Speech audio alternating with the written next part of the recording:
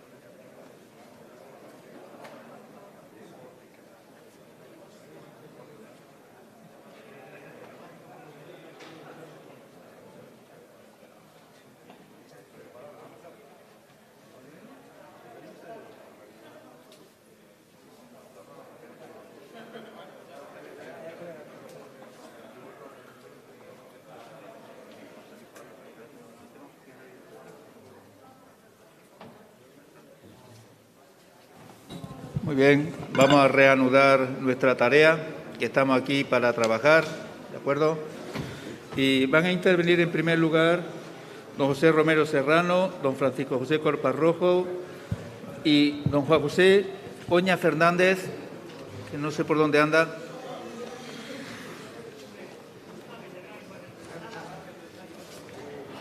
Juan José Oña Fernández.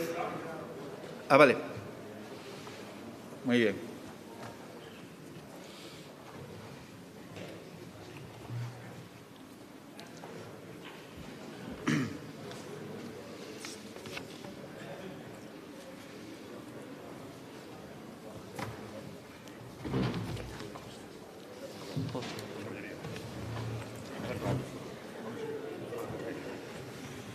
Muy bien, empezamos la primera sesión. Tiene la palabra, en primer lugar, el coronel de Infantería del Instituto de Historia y Cultura Militar del Ejército de Tierra, don José Romero Serrano, que con don Rafael de la Torre Casaponza nos va a presentar la comunicación el RIF, Geografía, Ambición y Presencia Militar. Cuando quiera. Sí. Parece que, mi general y querido auditorio, buenas tardes. Con su permiso, me voy a quitar la mascarilla. Mis primeras palabras no solo son de agradecimiento, sino es de un reconocimiento a esta cátedra, porque tengo un recuerdo personal imborrable cuando, como mi primera tarea de profesor en la Escuela de Estado Mayor en el 96, pues se me asignó venir a esta cátedra y ahí sentado en el auditorio, y tuve la suerte, por la deferencia que tuvieron el general Miguel Alonso Baquer y el almirante Bordejé, de compartir mesa con ellos en el casino, ¿no? Y desde entonces siempre hemos mantenido, hasta donde hemos podido, una relación cordial, amistosa, y dentro de esa escolástica militar de la enseñanza del veterano al novato, digámoslo así, ¿no? Muy consolidada en los valores estoicos. La presentación o mi trabajo, esta comunicación, versa sobre, como ha dicho el catedrático, sobre la cartografía militar, básicamente, no solo en el RIF, fundamentalmente, pero en todo lo que fue las zonas de interés español en el norte de África. Y les quiero comentar que me vino a la mente poder realizar esta comunicación el hecho de que al asistir a algunas conferencias veía que muchos autores ponían mapas que eran extemporáneos a la época en la cual estaban tratando, porque su interés era reflejar zonas, mapas con flechas de avance, y sin embargo, haciendo esta práctica, pues restaban valor a algo muy significativo, que es el valor que proporciona el mapa y lo que nos está diciendo. Y esto fue el principal motivo que me ha guiado en esta pequeña comunicación. La segunda parte es la conclusión a la que he llegado y ya se la avanzo. Prácticamente las unidades militares, los oficiales de Estado Mayor y sus servicios cartográficos dibujaban a la vez que operaban y avanzaban. Es decir, se fue a la guerra del Rif, a la guerra de Marruecos, con muy poca información cartográfica, y eso tuvo unos resultados y un impacto negativo en el conjunto de la campaña. Sin embargo, sí que he observado con la lectura de los autores militares, normalmente conocidos como africanistas, pero los oficiales que estaban destinados allí, que todos desarrollaron un finísimo sentido cartográfico y topográfico de la zona donde operaban. Vean ustedes los croquis, las notas que ponían, las precisiones sobre el terreno. Nos queda aquella idea de que detrás de una colina había otra colina. Eso significa mucho. Muy bien. Voy a empezar y claro, vengo aquí porque estamos en una zona además presidido por el arte y el mapa en sí es una representación artística. Y traigo este mapa de Pajares de 1860 de la Guerra de África porque ustedes estarán conmigo que fue el interés español en África, en el África moderna, digamos así, entró con la Guerra de África, no el interés español, repito, moderno, porque fue una guerra popular y porque a partir de ahí, coincidiendo con otras circunstancias como la creación de las sociedades geográficas, pues aumentó mucho. Este mapa es curiosísimo, es bellísimo, es un mapa de Pajares, de operaciones, pero de un mapa general con poca precisión, como se ve, informativa, y que tiene pues ornamentado con los 12 oficiales generales que intervinieron, y en particular, lógicamente, la figura que preside es la del general O'Donnell, jefe del Ejército de Operaciones y presidente del Gobierno. Como ustedes bien recuerdan, mediante esta guerra terminó en 1860 la paz de Ouarglas y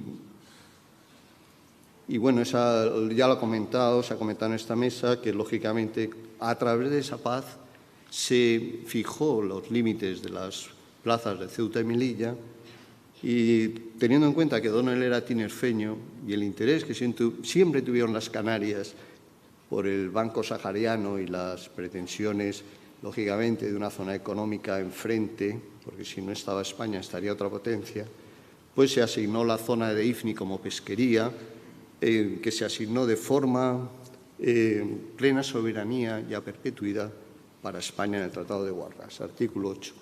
Bien, este mapa también es bellísimo, es un gran atlas que ustedes lo tienen digitalizado en la Biblioteca Virtual de Defensa y que refleja a la izquierda un mapa general de Marruecos, no muy preciso, pero fíjense ustedes la categoría de los dos cartógrafos y geógrafos que lo firman. Gómez de Arteche, el general de artillería de Estado Mayor, eminente geógrafo y probablemente el mejor conocedor de la Guerra de Independencia, y Francisco Cuello, a quien debemos los atlas de finales del siglo XIX, ¿no? Y aquí no lo van a apreciar, pero tiene una leyenda que hay que mirar en todos los mapas, las cartas, y verán que en el centro figura aquí en punto verde, punto rojo, Tánger, Tetuán, que era el lugar que fue ocupado por España a partir de la paz de Guarras, hasta unos cumplimientos que no vienen al caso, ¿no? Y el mapa en detalle de nuestra derecha, pues es un mapa que ahí refleja la zona donde se operó. Bien, repito que es un mapa bellísimo que ustedes lo pueden encontrar y disfrutar. Este es el Atlas de la Guerra de África de 1860. Las representaciones cartográficas vienen principalmente por mapas, pero todo lo que ayude a trasladar un mapa mental al terreno y poder comunicarlo, eso es de validez absoluta para el cartógrafo, el geógrafo y el militar.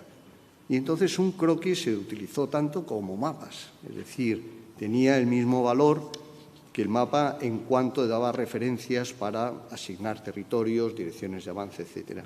Aquí tienen un croquis que a mí me encanta, que es de Tomás García Figueras, un africanista español, y fíjense ustedes esas zonas que se comentaban de interés español, siempre al otro lado de esos dos puntos, esas dos llaves tan interesantes como son Gibraltar y son las Canarias.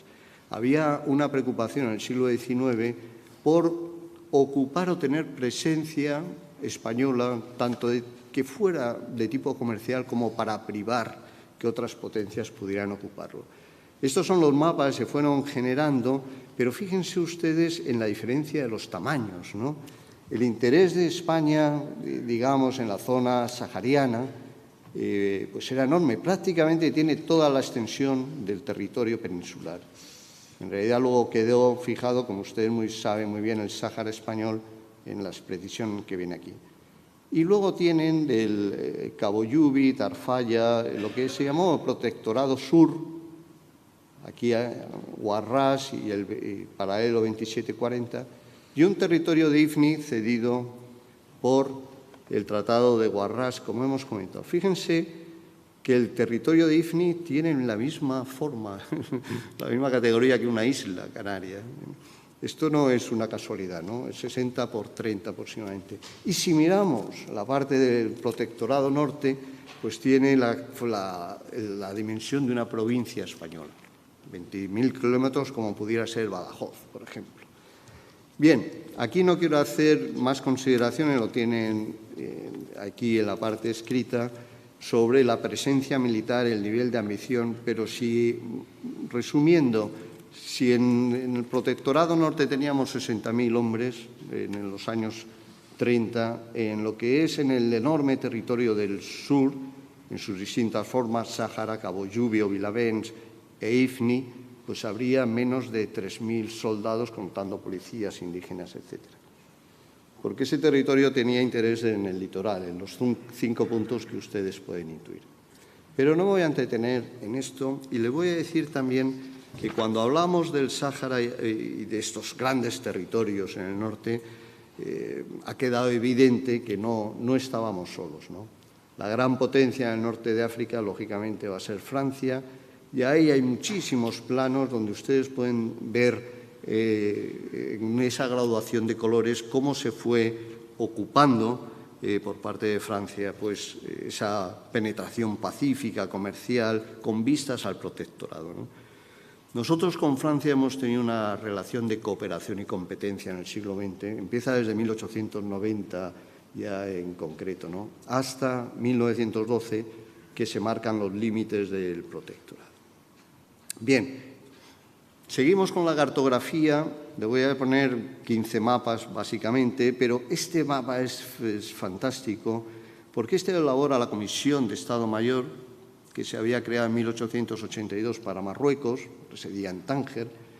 Hay trabajos muy buenos sobre eso. Y este mapa, que recoge lo que venía en el Gran Atlas de 1860, de Francisco Cuello y Gómez de Arteche, los mapas franceses de Deflot, por ejemplo, otros tantos, y todos los geógrafos y cartógrafos ingenieros de finales del XIX, Arderius, en fin, no lo voy a Riovens, y tenemos ahí este mapa con el que se fue a la conferencia de Algeciras. Es más, si hasta entonces los mapas habían tenido cierto carácter, digamos, confidencial, este mapa se hizo público de manera expresa para demostrar que España había adquirido un conocimiento topográfico de la zona y unas técnicas bastante depuradas.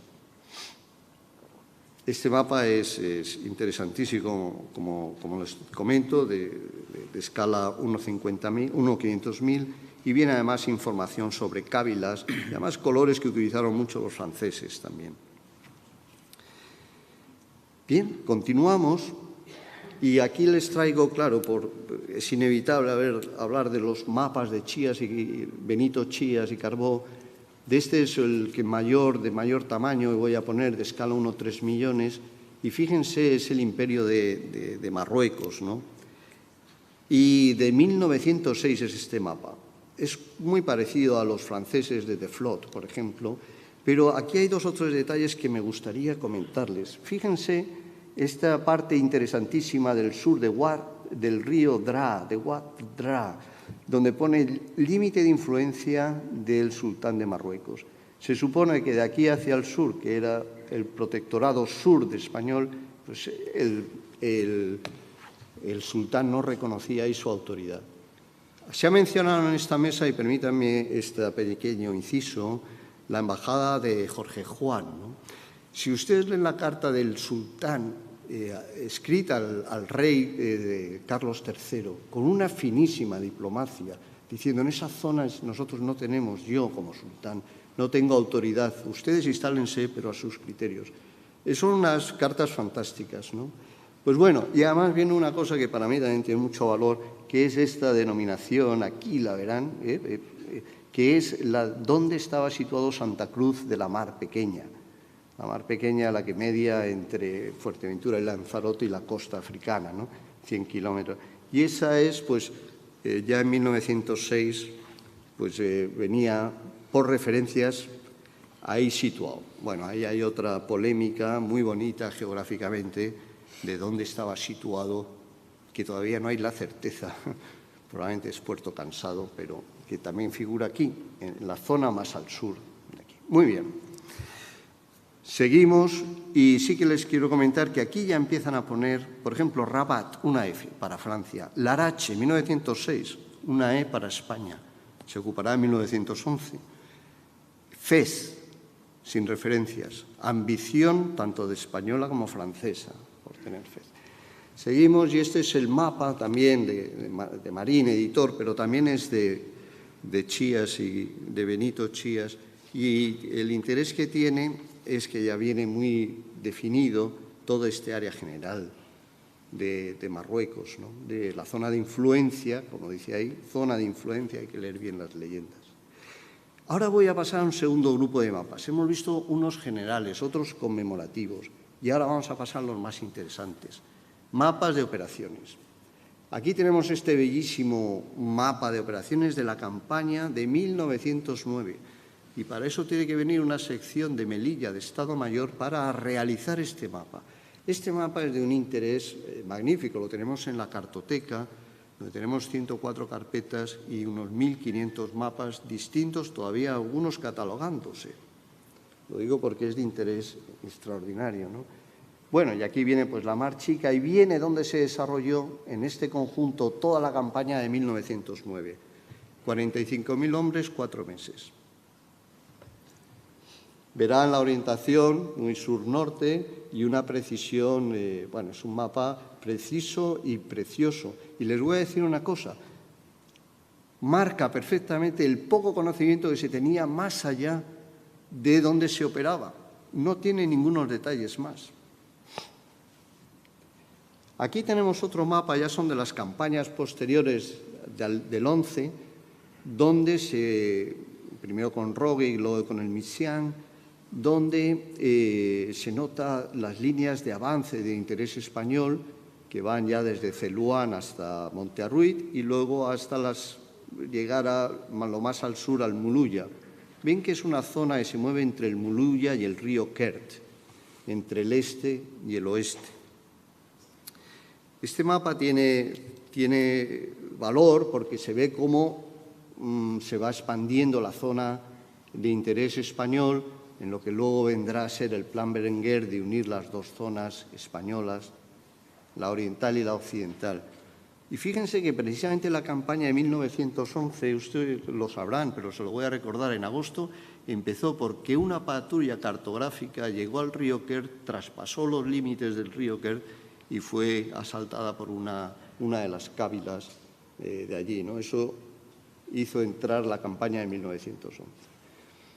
Seguimos con los mapas porque solo quería darles una orientación. Miren, aquí hay un mapa precioso para mí también por estos tintes azulados, que es de 1920-21. Aunque viene 1920, en realidad es una reproducción posterior porque en la leyenda viene cuáles son los campamentos principales marcados. Y si ustedes llevan una cronología, verán aquí anual, que es el campamento principal que entró, si no recuerdo mal, en marzo de 1921, se ocupó anual, ¿no?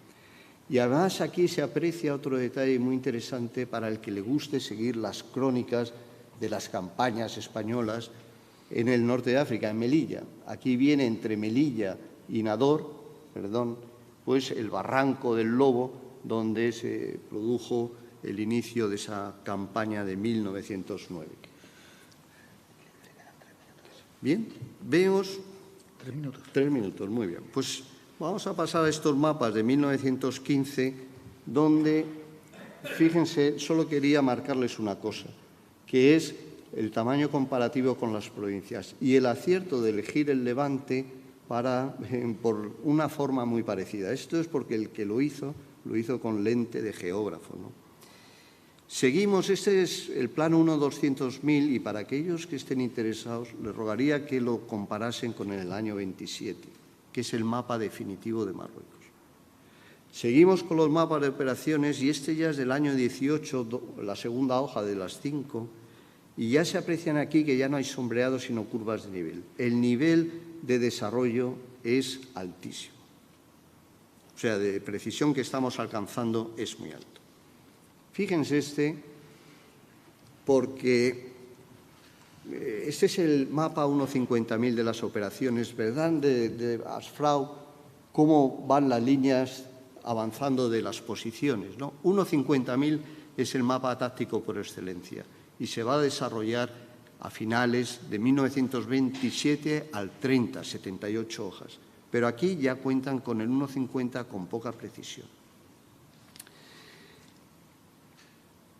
Vamos, este es el del Rey Pastor, lo tengo que poner porque es el que mayormente se usa, y decirles que todas estas escalas que estamos mencionando van desde el 1/50 hasta el 1/200.000. El 1/200.000 es, como dice el general Alonso Baquer en su tesis doctoral, es el mapa de mando, el mapa excelencia del Estado Mayor. 1/100.000 el mapa de mando, 1/50 el mapa táctico. Aquí tenemos a Lucemas, justo 2 meses antes, es de junio, 3 meses antes de la campaña del desembarco. Un mapa sociológico para que vean la temática y, finalmente, el mapa de referencia, que es el de 1927, que, como dice Labardero, pues es el mapa, mejor mapa colonial de la primera parte del siglo XX.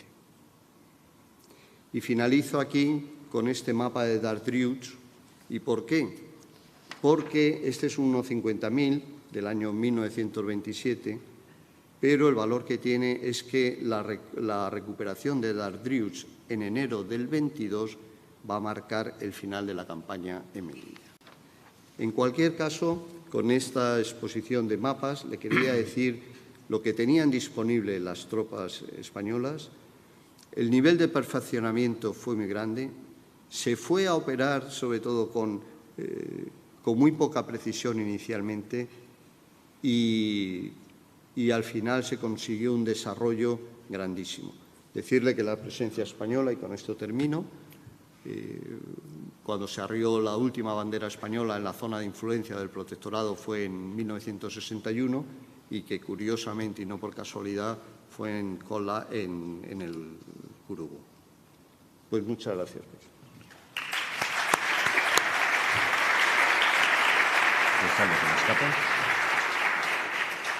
Bien, tiene la palabra don Francisco José Corpa Rojo, general de brigada de Intendencia, doctor en Administración y Dirección de Empresas, ha sido profesor en la Universidad de Sevilla y pertenece a la Cátedra General Castaños.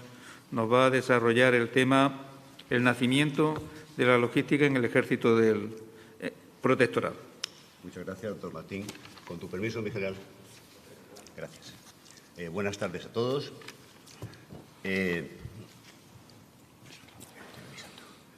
Esto es una pobre imagen que yo presentaba con cierta ilusión, pero claro, al tener ahí el original, pues no hay color. Miren, por favor, el original, que no me lo esperaba yo hoy aquí. Este cuadro de Ferrer Dalmau, que se llama Higueriben, pero a mí me gusta más otro nombre que ha recibido, que es el de Sangre por Agua, y luego verán el porqué. Nos refleja la posición de Higueriben y la entrada de un convoy de intendencia bajo fuego enemigo. Contiene todos los elementos de los que yo voy a tratar a lo largo de esta conferencia. Contiene la posición, contiene el convoy de intendencia, contiene el agua y contiene el fuego enemigo. Esta escena, como digo, un resumen perfecto de las ideas que quiero expresar en este trabajo, así como un homenaje, un pequeño homenaje al sacrificio de unos hombres que murieron por llevar el pan y sobre todo el agua en África a sus hermanos de armas y que tan solo llegaron a formar parte de la sublime letanía de los soldados desconocidos. A mediados del siglo XX, las ordenanzas vigentes en general y en particular en materia de logística eran las de Carlos III de 1768. Estas ordenanzas basaban la logística en la compra, la requisa y la explotación de los recursos locales y sobre la población que ocupaba ese territorio que había ocupado el ejército. Estaba a cargo de las intendencias de ejército que dependían en aquella época de la Hacienda Real. Y todo ello en base a las ordenanzas de intendentes de 1718, cuyo artículo 69 decía: a dos principales puntos se reduce la subsistencia de las tropas de mis ejércitos, que consisten en la suministración de su haber en dinero y de su manutención de víveres. Esta manutención en víveres será la logística de la época. Es cierto que en el año 1882 se había publicado un reglamento de servicio en campaña que derogaba el Tratado VII de estas ordenanzas de Carlos III, pero mantenía para la logística los mismos sistemas de compra, de requisa y de explotación local.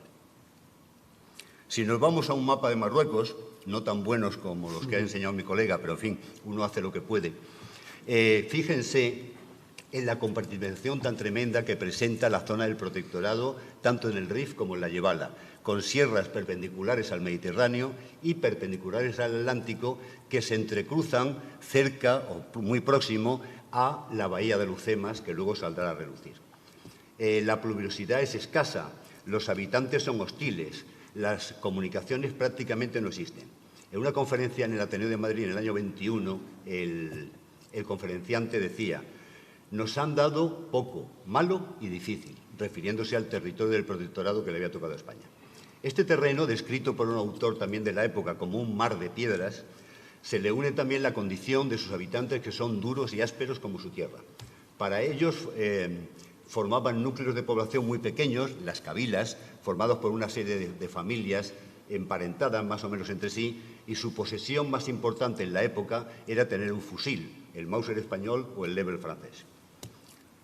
En estas condiciones, en este mar de piedras, ahí tienen una imagen de lo más normal de aquella zona, con una posición al fondo, cómo comprar, qué requisar y dónde realizar explotación local. Era prácticamente imposible. En el año 28, el Ministerio de la Guerra había asumido las funciones de Hacienda en materia logística. Y en el año 52 militarizó al personal de esta hacienda, que había pertenecido a la Hacienda Real, el cuerpo político de los Reales Ejércitos. Pero ese cuerpo nació con un fallo tremendo de inicio. No tenía tropas propias, lo cual era una grave deficiencia estructural. Las experiencias de la Tercera Guerra Carlista y de las guerras de África llevaron a la dotación paulatina de estas tropas. En el año 59, con motivo de la guerra de África en la Yebala, se creó una primera compañía de obreros del norte de África y con el tiempo se fue incrementando de modo que en el año 1874 ya era una brigada completa más otra de transportes, porque víveres, o sea, abastecimientos y transportes son dos funciones logísticas que van íntimamente unidas y la una sin la otra no funciona.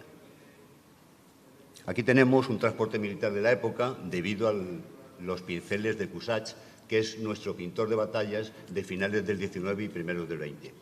El problema principal era que en la época la logística era simplemente despreciada por considerarse como una actividad muy poco militar. Era tan solo apreciada por las tropas combatientes que fundaban sus esperanzas de sobrevivir en la llegada del siguiente convoy, como es en el caso del cuadro, con víveres, municiones, etcétera, y en África, y sobre todo, agua.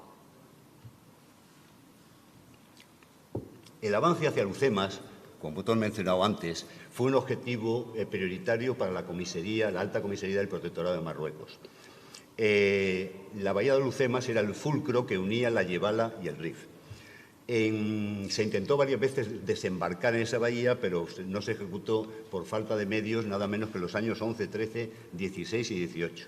En cualquier caso, los avances que se realizaron hasta entonces, la zona de la Yebala era más acción política complementada con acción militar, porque había una autoridad central, que era el Mazgen, que era el Sultanato de Marruecos. Sin embargo, en el Rif, los rifeños no reconocían al sultán de Marruecos más que como comendador de los creyentes, es decir, como autoridad religiosa, pero no como autoridad política. Y se utilizó otra estrategia. Esa estrategia fue la llamada siembra del oro. ¿En qué consistía esta siembra del oro? Pues consistía en que se pactaba con los jefes de las cabilas o con los notables de las yemás un dinero o bien una pensión vitalicia. Se acercaban unas tropas normalmente de regulares, se pegaban unos tiros al aire, se ocupaban una serie de lomas con un puesto, con un bloqueo, con una docena de soldados y sin agua cercana la mayoría de las veces y quedaban a su albur cuando la columna seguía su avance y su conquista hasta el siguiente punto. Esta estrategia de la siembra del oro, decían los ciudadanos, los españoles de Melilla, con un punto de humor ácido, que es que iba el Banco de España a la cabeza de las tropas soltando billetes. Para que se hagan una idea, la comandancia de Melilla, en el presupuesto de fondos reservados del año 1919, tenía 57.000 pesetas de consignación para estos gastos. Las de Larache y las de Ceuta tenían 4.000 cada una. Y los fondos para este mismo... pues los fondos reservados, como reserva, digamos, estratégica de la Alta Comisaría, eran 50.000. Luego, solamente Melilla tenía prácticamente el doble, la misma cantidad que el resto del protectorado. En estas condiciones, el general Silvestre diseñó un plan que, siguiendo el eje que está ahí pintado en amarillo, partía de la línea del Quer, que es ese río que tienen en perpendicular, que era la zona máxima de avance de las tropas españolas, y perseguía el llegar a Daldrius, Ventier, Anual y desde ahí a la bahía de Alhucemas. Aquí tienen una imagen. Uy, este no es. Eso es. Menos mal que tengo tu apoyo. Aquí tienen un esquema debido a dos capitanes de intendencia que en 1917 elaboran esta gráfica que está en el Museo de Intendencia de Ávila. En ella vemos las líneas de abastecimiento de víveres para todo lo que era el despliegue del Quer y todas las posiciones españolas en la zona del protectorado en aquel momento. Parten todos los abastecimientos de Melilla, que llegaban desde la península por barco, con dos posiciones muy importantes. Esta de aquí, la de avanzamiento, y esta de ahí, la de Monterruy. De esas dos posiciones dependían, a su vez, 10 depósitos secundarios de víveres, que son los que tienen en color beige. Esos puntos azules representan hornos fijos u hornos móviles, y de ellos dependían hasta 64 posiciones, prácticamente todas sin agua, y solamente 27 días con repuesto de víveres para 2 días. Todas las demás, incluidas esas, claro, dependían del convoy que cada 2, 3 o 4 días pasaba por las posiciones y los abastecía de víveres y agua. Y esto en tiempo de paz, sin oposición del enemigo. Aquí tienen un horno de la época, el horno Payer, preparado para funcionar, y este mismo horno lo tienen en el Museo de Intendencia de Ávila. Como decía, este despliegue es del año 17 y a primeros de mayo del 20 empieza la ofensiva de Silvestre. Bueno, aquí les quería poner unas imágenes de cómo eran esas posiciones para que se hagan una idea. Esta es una posición pequeña, la de Sidi Messaoud, con una pequeña parapeto de tierra, de piedras y de tablones. Esta es una posición de tamaño intermedio que responde a la posición de Guiriben, de unos 200, 300 hombres, ya con un parapeto de piedra y troneras. La tienen ahí reproducida, y rodeado con una pequeña alambrada. Tenía un inconveniente en este tipo de posiciones. Los convoyes con los mulos, como este del cuadro, no podían entrar en la posición porque no cabían. Tenían que quedarse entre la alambrada y la posición y ahí descargar bajo fuego enemigo. Y aquí tienen una de tamaño grande, para unos 500, 600 hombres, que era la de Zócol Telaza, que ya tiene baterías de artillería. Fíjense, ese rectángulo grande corresponde al depósito de intendencia de víveres para varios días, pero con un fallo, como siempre, que era el agua. Esta posición, el agua más cercana la tenía en Fuentes del Mil, a unos 35 kilómetros de distancia, y esa es la distancia que tenía que recorrer el convoy. Es cierto que tenía 2 depósitos que están representados por esos 2 círculos, pero por algún motivo estaban fuera de la posición, con lo cual, en caso de asedio, tenían que coger el agua de esos depósitos bajo fuego enemigo. El agua que quedara, porque normalmente eran depósitos que con las balas se le producían agujeros y el agua tendía a perderse. Aquí tienen, a partir de esa línea del Quer, otro esquema de otros 2 capitanes de intendencia, en esta ocasión del año 21, que está en el Ministerio de Cultura. Como aquí se ve más bien poco, hice este para que se viera un poco más claro. La ruta principal de abastecimiento se inicia en la parte superior, en Melilla, y sigue la línea de ferrocarril, que es esa que se ve con cuadritos blancos y negros, que iba por Celuá, Monterruit y llegaba hasta Tistutín. Tistutín era el puesto principal, el depósito principal de la ofensiva de Silvestre. Fíjense la posición de avanzamiento, que antes estaba retrasada, ahora como queda, es aquella de allí, arriba. A su vez, si siguen el eje más alargado, va de Tistutín a Dardrius, de Dardrius a Bentiev y de Bentiev a Anual, que es el punto blanco que está ahí en medio, y el más alejado es Igueriben. Aquí había un total de 80 posiciones en las mismas circunstancias que las he descrito anteriormente. Posiciones sin agua, prácticamente ninguna, posiciones con víveres para aguantar 2, 3 o 4 días, y que necesitaban de un convoy cada 3 o 4 días de suministro para poder tener agua, víveres, municiones, material de sanidad, etc. Pero en estas posiciones y estos convoyes que ya les he mencionado varias veces, ¿qué llevaban?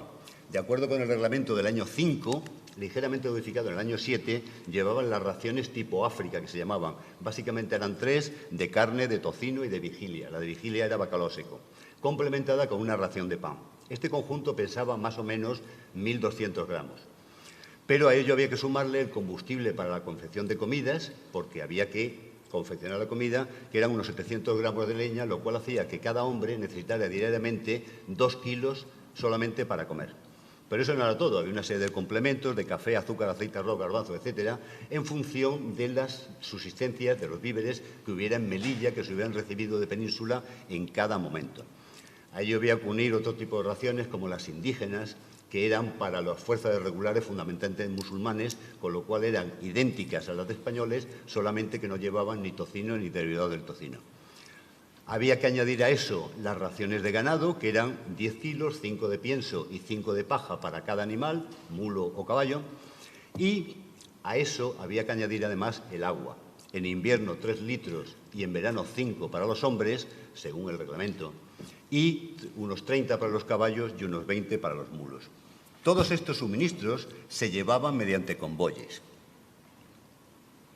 Los convoyes se componían de mulos. Cada mulo tiene una carga útil aproximada para una distancia entre unos 30 kilómetros de ida, 20-30 kilómetros de ida y otros tantos de vuelta, de unos 95 kilos. La plantilla del Cuerpo de Intendencia en la época de la Comandancia de Melilla era de unos 700 hombres, que era el 3% de las fuerzas de la Comandancia, y unos 600 mulos, que eran el 25% de los mulos que había en la Comandancia.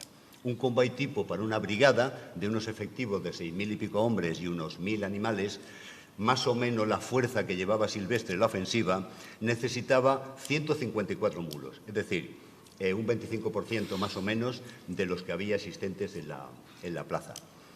Y tenía una capacidad de transporte de 15 toneladas y media, que era para suministrar un día a esa brigada. Pero claro, el problema no era ese. El problema era que el agua necesaria para un día, para esa misma plantilla de hombres y animales, era de 55 toneladas. Y ese era el problema de los convoyes, el agua.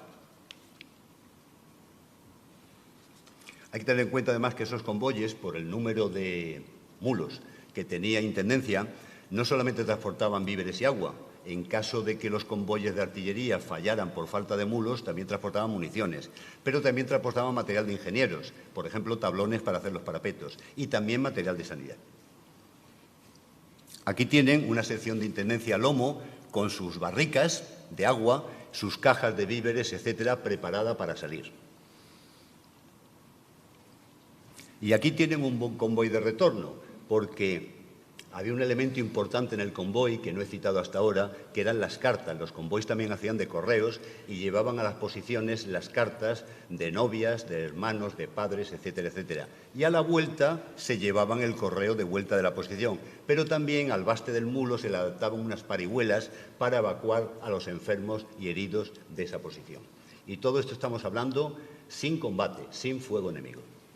Con fuego enemigo había que hacer exactamente igual, pero como decía al principio de la conferencia, cambiando sangre por agua. El 7 de octubre del 21, en el periódico El Debate, aparece una entrevista al general Millán Astray. Fíjese que es muy poco después de la tragedia de Anual. El periodista le pregunta a Millán Astray: ¿a quién estima usted como los mejores?, refiriéndose a las tropas que habían combatido, que estaban combatiendo en Melilla y alrededores. Y contesta el general Millán Astray: todos lo son, pero los héroes de la campaña son indudablemente los de Intendencia. Es necesario verlos, verdaderamente es asombroso lo que hacen. Los demás podemos movernos, avanzar, retroceder, correr, parapetarnos, burlar de mil modos al enemigo, cubrirnos de él. Los de Intendencia no. Lleva cada soldadito un mulo. Tienen, por tanto, que ir siempre al paso, aguantando el terrible fuego del enemigo que tienen ellos fácil blanco, sin poderse cubrir ni amparar en ninguna protección. Así, paso a paso, llegan a la puerta de la posición, que el enemigo ha convertido en un desfiladero de la muerte. Y allí, bajo el fuego, más insistente todavía, tiene que descargar su mulo, volverlo a cargar y retirarse al paso. Es el máximo de la disciplina. No voy a entrar en lo que fue la retirada anual. Les voy a hacer una panorámica de esto que se había aprendido en esa campaña, que se aplicó con éxito, por cierto, en el desembarco de Alhucemas. Resumiendo, en el desembarco de Alhucemas tienen ustedes en la parte más allá la playa de Isdaín, donde desembarcó la primera oleada, y la playa de Cebadilla, donde desembarcó la segunda. Ya una vez estabilizado el terreno y tomadas las alturas de Punta del Fraile, que están en esos puntos rojos que eran artillería rifeña, se puede desembarcar en Calas del Quemado, que es ese entrante de ahí. Cada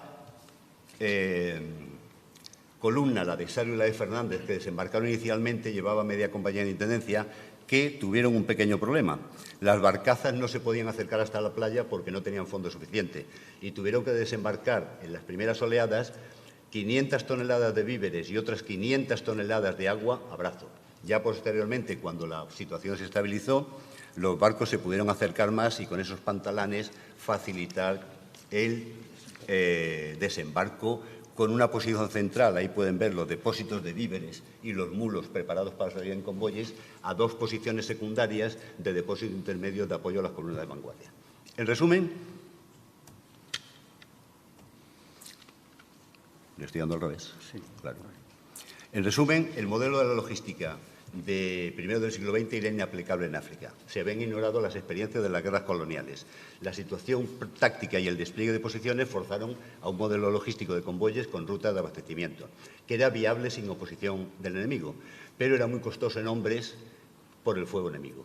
La experiencia se aplicó con mucho éxito en el desembarco de Alhucemas. Tras la guerra del Rif, la inmediata guerra civil y luego el aislamiento posterior hicieron que se olvidaran estas lecciones. Durante años en España los servicios no se trataban en las órdenes de operaciones, hasta los años 90 en que renació la logística de nuevo en el Ejército Español.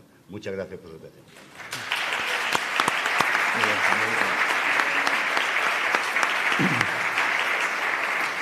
Muy bien, muchas gracias por la interesante intervención. Tiene la palabra el doctor Juan José Oña Fernández, va a utilizar, ¿no? Doctor en Historia, que hizo la tesis sobre la subversión contra la dictadura de Primo de Rivera en la Universidad de Zaragoza. Bueno, él trabaja otros temas también, pero desde el año 16 dirige el máster de Historia Militar e imparte docencia vinculada al intervencionismo político castrense español, Fuerza Acorazada y Ejército Popular de la República. Nos va a hablar de la intervención acorazada del Ejército de Tierra en el Protectorado, revisión historiográfica. Cuando puedas. Por supuesto, mi general.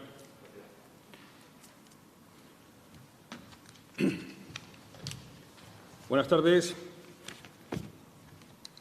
En un mismo escenario, en una misma coyuntura bélica, más de 100 militares y no más de 250 tropa, clases, sargentos, oficiales hasta nivel de comandante, no más, procedentes de 3 armas, artillería, infantería e ingenieros, no caballería, no de mi arma, yo soy de caballería, protagonizaron las vicisitudes operativas acorazadas que desde un punto de vista operacional pueden considerarse como las primeras del Ejército de Tierra español. No es que antes no hubiera habido actividades con vehículos protegidos, vehículos acorazados, más bien anecdóticas, los camiones de artillería del año 12, pero eran cuestiones de mero acompañamiento de convoyes y punto. No tuvieron ninguna trascendencia. Sin embargo, a partir del año 21, centenario del primer muerto en combate, 31 de agosto del 21, Cabo Catalán de Barcelona, don Sebastián Montaner Arge Díaz, en un camión blindado en escolta de un convoy a Zodejar, podemos decir que se instituye el espíritu primigenio de lo que es hoy el arma acorazada o la concepción de lo acorazado en el Ejército de Tierra español. Por eso a don Leandro ya le impulso a que no solo fuera el tercio, no solo fueron los regulares, no solo fue mi regimiento, Alcántara, del cual yo mandé escuadrón, sino que es en este conflicto donde hoy muy olvidado por la historiografía, también en el ámbito castrense, pocas efemérides tenemos, ahora lo vamos a ver, muy puntuales.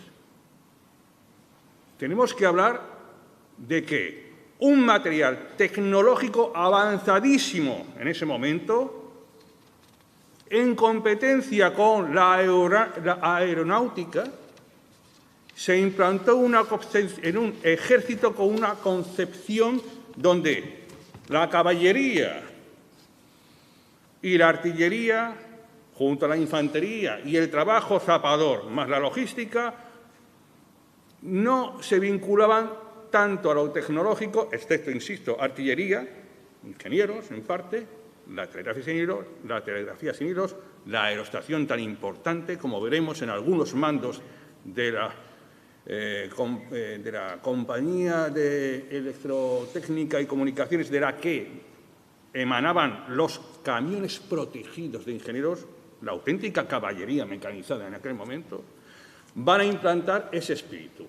Ahora bien, ¿cómo ha sido tratado por la historiografía? Se ha trabajado Y comienzo con la sensación que se han transmitido por esta historiografía, porque muy brevemente insistiré en las deficiencias, en las carencias que se nos han transmitido y siempre con un ánimo de relegación, de olvido, de subordinación de un mero antecedente a lo que pasó en la Guerra Civil Española. Bien, tenemos dos hechos. Un Renault reventado por el enemigo rifeño y un cromo de chocolates infantil de Barcelona que rememora precisamente al camión protegido número 2 que el 31 de agosto del 21 con ese cabo catalán cae. Tras haber hecho desde el 17 de agosto solo 15 días multitud de servicios logísticos llevando hasta vacas dentro al zoco del Jaz y sirviendo de ejemplo para Melilla, el telegrama del RIF de Melilla, ensalzará a estos camiones. Es tecnología que llega a este ejército. Bien.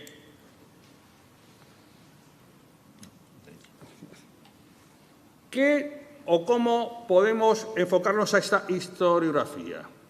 Dos fases. La coetánea, hasta los años 34, donde los estudios, las publicaciones son puramente castrenses, institucionales, partiendo del año 22 por la instrucción de los carros de asalto de artillería y siguiendo inercialmente por la Escuela Central de Tiro, la tercera sección Infantería, que será la que va a recoger ese espíritu acorazado.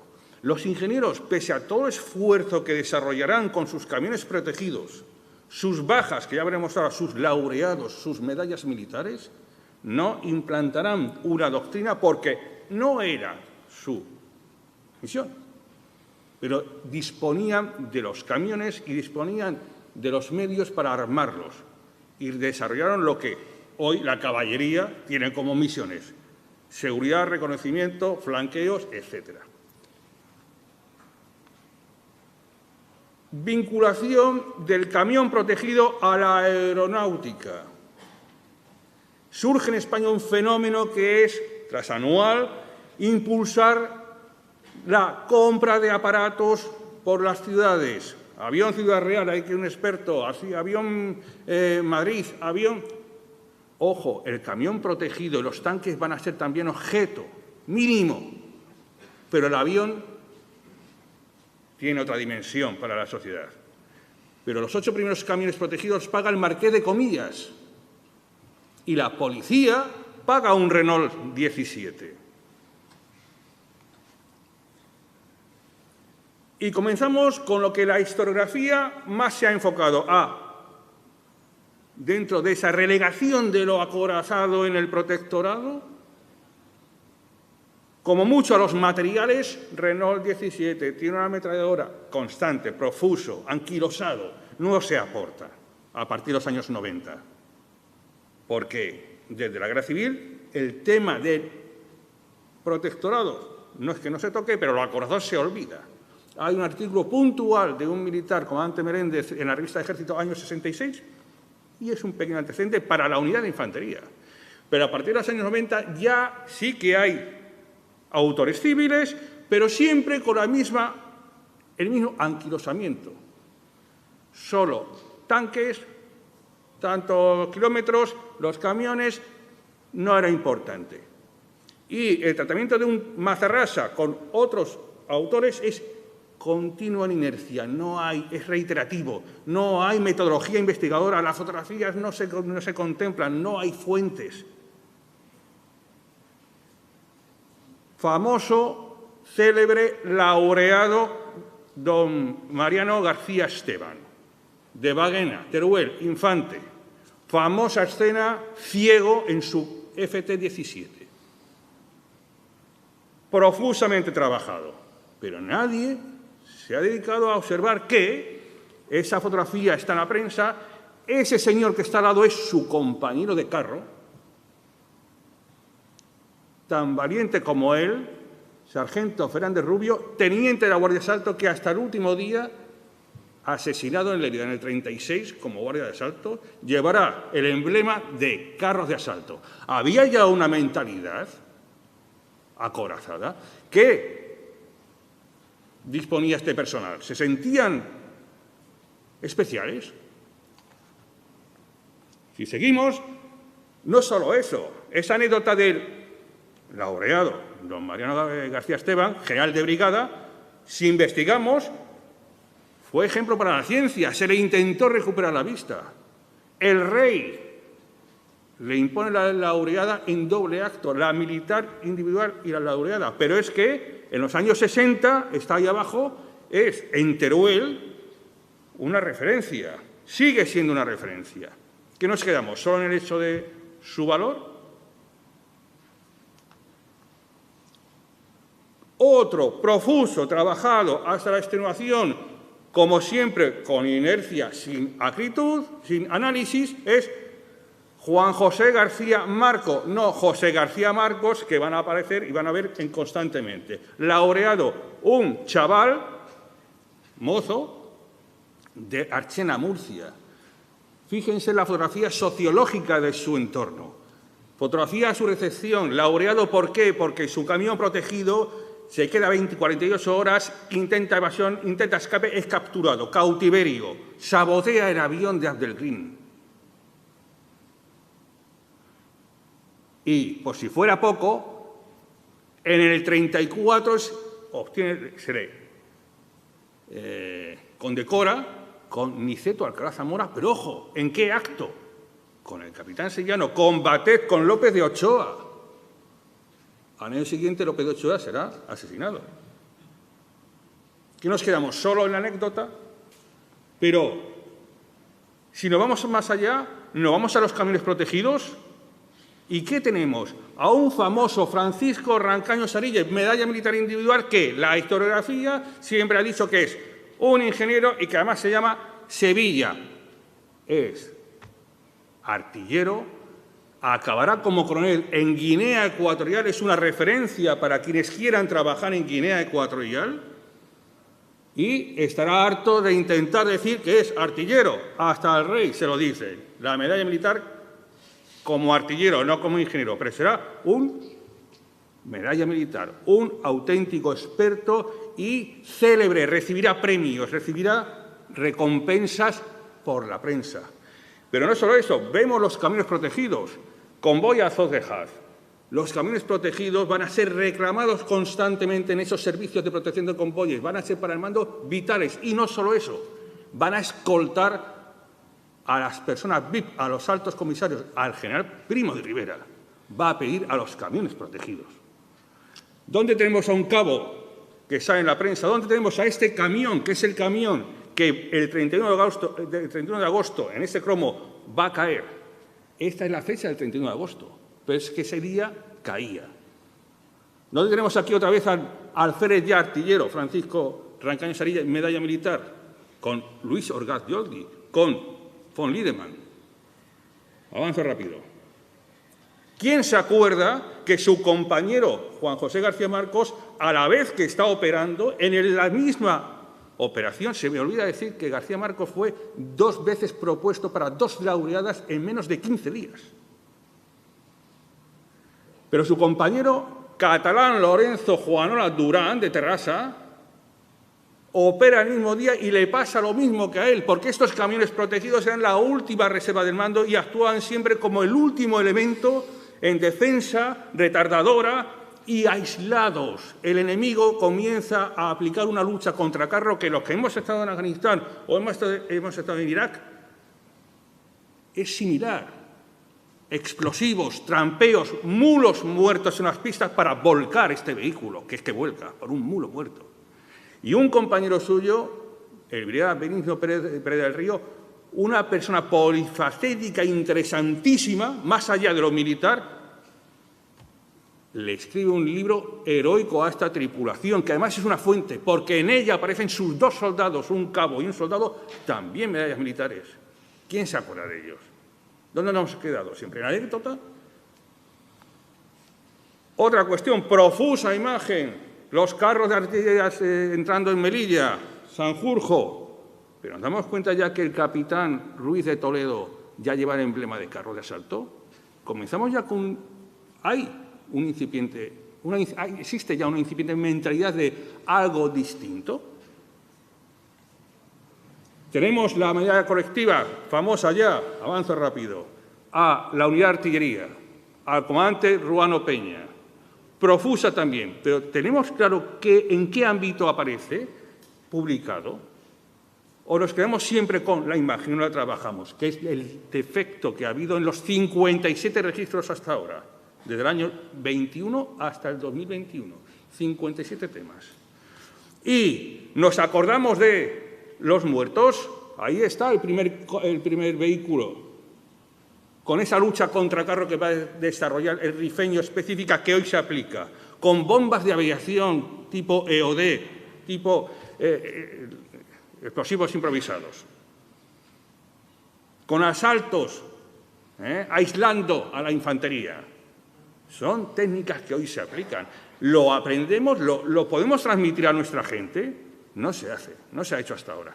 El RIF, el protectorado, sobre todo los vehículos acorazados se han quedado como una anécdota, cuando realmente consolidan ya, inician la consolidación, porque además capitanes como González de la Lastra será el jefe de toda la agrupación nacional de carros de combate en la guerra civil. El capitán Torres Iglesias será fusilado en el año 40 como jefe de la Guardia de Asalto en Barcelona. El sargento Amarillo será el primer caído de infantería, nadie se acuerda de él, solo se acuerdan del comandante Fontanes, gran comandante, que cae en la misma operación, pero de su tanque, que ahí está, con este símbolo, el enemigo lo intentó destrozar incendiándolo. El enemigo recurría, como podía, a una acción contra carro que hoy se mantiene. Lo hemos transmitido a los centros de enseñanza no solo valores. ¿Qué ha hecho la historiografía hasta ahora? Crear solamente unas anécdotas. Por último, de esta mañana, y agradecimiento al subteniente Matas del Archivo Intermedio, Campamento de Aldrius, las 3 unidades de carros, de asalto, de infantería, artillería y de ingenieros en la base, por excelencia, operativa de lo que fue los inicios de este espíritu acorazado que hasta ahora han quedado muy relegados. Nada más. Muchas gracias. Despedimos a esta mesa y llamamos a don Alberto Guerrero Martín para que se suba. Los de la mesa se ponen cerca para luego el coloquio, y a don Miguel Penalba Barrios.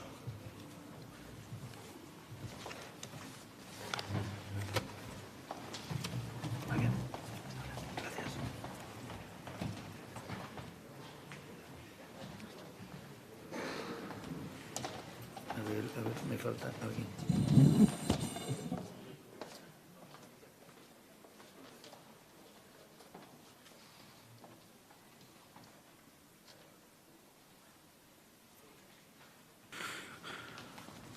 Bueno, el doctor Alberto Guerrero Martín es doctor por la UNED y vocal de la Junta Directiva de la Asociación Española de Historia Militar. Ha trabajado y ha colaborado con el Instituto Español de Estudios Estratégicos y es coeditor y ha escrito muchas obras. Pero realmente lo tenemos aquí porque nos va a hablar del Ejército Español versus Rifeño, organización y procedimientos tácticos de ambos contendientes. Cuando quieras. Muy bien. Buenas tardes a todos. Es un placer para mí estar aquí esta tarde y voy a hablar del Ejército Español y del Ejército Rifeño. Cuando se firmó el Tratado de 1912 entre España y Francia para establecer un protectorado conjunto sobre Marruecos, ya se llevaba 3 años de guerra en Marruecos, guerra que había comenzado, como todos sabemos, en la campaña de Melilla de 1909. Entre 1909 y 1921, el ejército español actuó en 2 frentes. El oriental, donde destacó la campaña del Quer entre 1911 y 1913, contra el Micián, que no aportó realmente ninguna ventaja territorial, y las operaciones del general Francisco Gómez Jordana que proporcionaron aproximadamente unos 600 kilómetros cuadrados. En la zona occidental, el problema fundamental fue el rey suní, Bajá de Jebala, y tras el desastre de Anual, el general Dámaso Berenguer actuó con rapidez e inició una campaña que culminó en mayo de 1922, cuando cayó Tunguts. El ejército español demostró una capacidad de reponerse en un tiempo muy breve. Sin embargo, no pudo acabar con la rebelión de Abdelkrim, cuyo poder se fue haciendo cada vez mayor. Cuando en abril de 1925 este decidió atacar el protectorado francés, las autoridades francesas cambiaron su política y decidieron en este momento colaborar con España. Así se planeó el célebre desembarco de Alhucemas, que sería el inicio de una nueva campaña que terminó con la derrota de Abdelkrim en el año 1927. El triunfo final de esta campaña fue posible gracias a que el ejército español sufrió una serie de cambios que le convirtieron en una fuerza distinta y más eficaz que el que había en la metrópoli. Cuando se inició este conflicto, el ejército español era en modo alguno una fuerza preparada para una guerra colonial. Su organización y doctrina estaban más orientados hacia un hipotético conflicto europeo. Nunca llegó a cuajar, por otro lado, el intento de constituir un ejército colonial, pero sí se impulsó la recluta de indígenas para reducir la factura en sangre española que esta guerra estaba cobrando. En 1908 se creó la Policía Indígena, el Grupo de Fuerzas Regulares de Melilla en 1911, la Mejala Jalifiana en el año 1913 y el Tercio de Extranjeros en 1921. En 1921, en vísperas de Anual, se contaba con 6 regimientos de infantería de línea, 12 batallones de cazadores, 3 regimientos de caballería, 2 regimientos mixtos de artillería y 4 grupos de regulares, además de la Mejala Jalifiana. El futuro teniente general Dámaso Berenguer escribió en 1918 que la guerra, ya sea esta gran guerra, guerra irregular o guerra colonial, obedecía a los mismos principios inmutables que eran la base del arte militar, de los cuales no se podía prescindir en ningún momento. Estos principios eran el principio de economía de fuerzas, el principio de libertad de acción, el principio de libre disposición de fuerzas, el principio de seguridad, el principio de que el mando debe concebir, preparar y conducir las operaciones, principio de mando único y principio de proporcionalidad de los objetivos a las fuerzas y a los medios. En esta guerra irregular, los militares españoles se sintieron desconcertados y así, y tras concluir que el combatiente marroquí era un luchador excepcional, esto va a ser común en muchos militares de la época, también el general Petén hablará de la valentía y de la bravura y de estos combatientes rifeños, se van a definir una serie de axiomas entre los que sobresale que en esta guerra irregular, y este será el error, no eran aplicables los principios de la ciencia militar, de los que hemos hablado o de los que he hablado anteriormente. Así, los militares españoles consideraron la campaña de Marruecos como algo sui generis y al rifeño como un combatiente fantástico al que era muy difícil vencer. De esta manera se van a definir una serie de axiomas. El primero, que al ser una guerra de características especiales no se podían aplicar los principios de la guerra anteriormente citados. Segundo, que el rifeño llevaba su intendencia en la capucha de su chilaba, donde se podía meter unos cuantos higos y poco más y aguantar un par de días. Y por ello podía resistir con facilidad a un ejército que estaba sujeto a un servicio de transporte, abastecimiento y sanidad. Y, por otro lado, que, debido a la fluidez y capacidad de infiltración de estos combatientes rifeños, era preciso, para contenerlo, el dominio táctico y casi por el fuego de todos los montes y barrancos, quedando así eliminada la fuerza de maniobra al quedar ésta distribuida en pequeños puntos fortificados, esos bloqueos, que solo dominaban el espacio que alcanzaban sus fusiles. Esta táctica tuvo como resultado los cientos de muertos y las emboscadas a los bloqueos y transportes españoles. Como es lógico, esta situación va a provocar la alarma entre los militares españoles, entre determinados, no entre todos, pero determinados oficiales españoles empezaron a preocuparse ante estas bajas. El primero de ellos será, otra vez, el general Dámaso Berenguer, quien planteó una táctica que se va a centrar en la vuelta a los principios militares.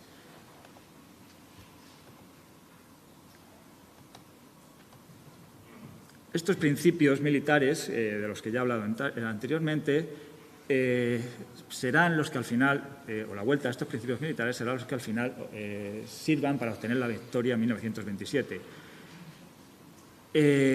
Además de estos principios militares, Dámaso Berenguer va a promover la utilización de unidades interarmas, columnas derivadas directamente de lo hecho por los franceses, en las que también se puede buscar un origen en las columnas del ejército español en la Guerra de Cuba, que extendieron el poder militar español por todo Marruecos. Así, ese viejo sistema de bloqueos e incursiones temporales en territorio enemigo se fue abandonando paulatinamente en favor de una nueva forma de luchar en la que la fuerza principal van a ser estas columnas, enlazadas por radio, esto es muy interesante, y que van a vivir también a expensas del enemigo.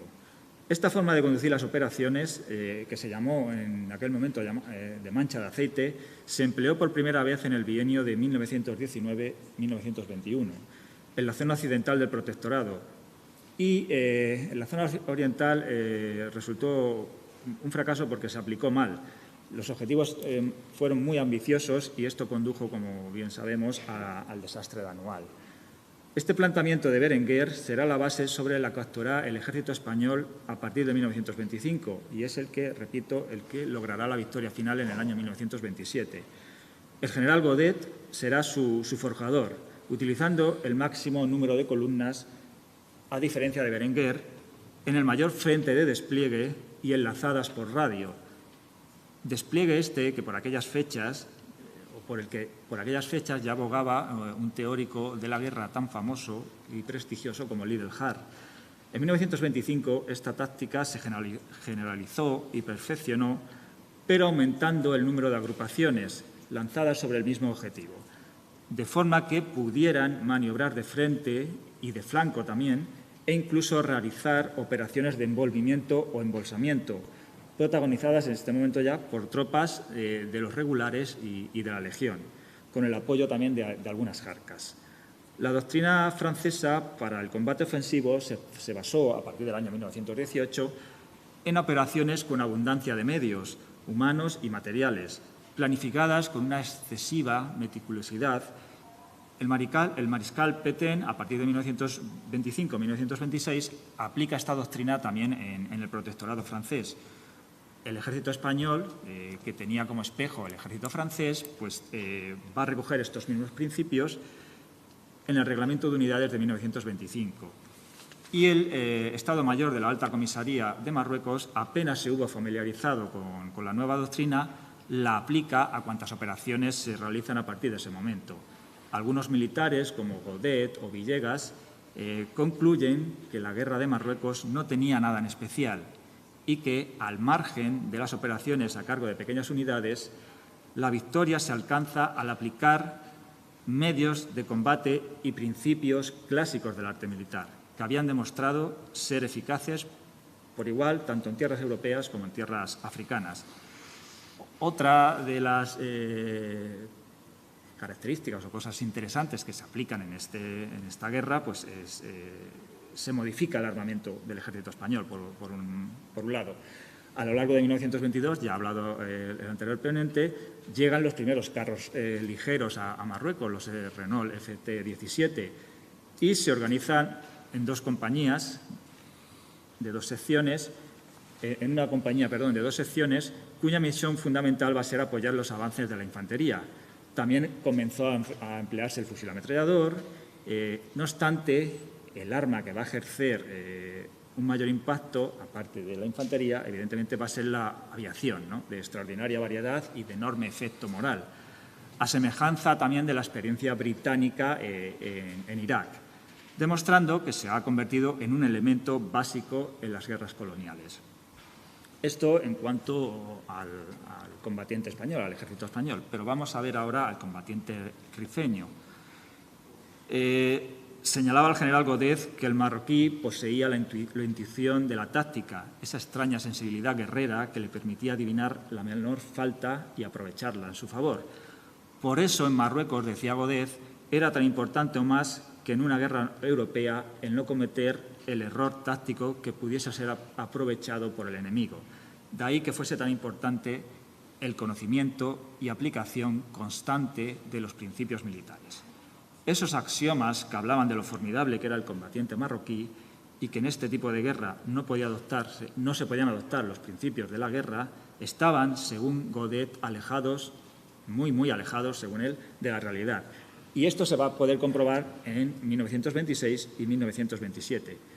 Si era cierto, decía, que el marroquí, considerado individualmente, era un guerrero formidable, que también algo de lo que también opinaban los militares franceses, como Pétain, como he dicho anteriormente. Por eso, aunque era un enemigo de extraordinaria ligereza y movilidad, el ejército español tenía a su favor superioridad de organización y de armamento y por ello, bajo el pretexto de hacer de nuestras tropas más móviles, no debía quitárseles los medios materiales modernos, es decir, la aviación, los carros de combate, las armas automáticas, la artillería pesada, etcétera, que compensaban esa inferioridad individual del soldado europeo frente a o en este tipo de lucha de guerra irregular. Contábamos, por tanto, con superioridad técnica, de organización, de medios y numérica.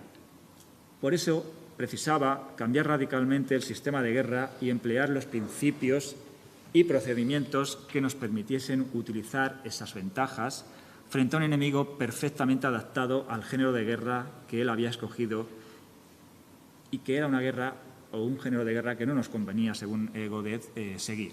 La forma de combatir de los cabileños... 3 minutos, tío, quedan 3 minutos. 3 minutos.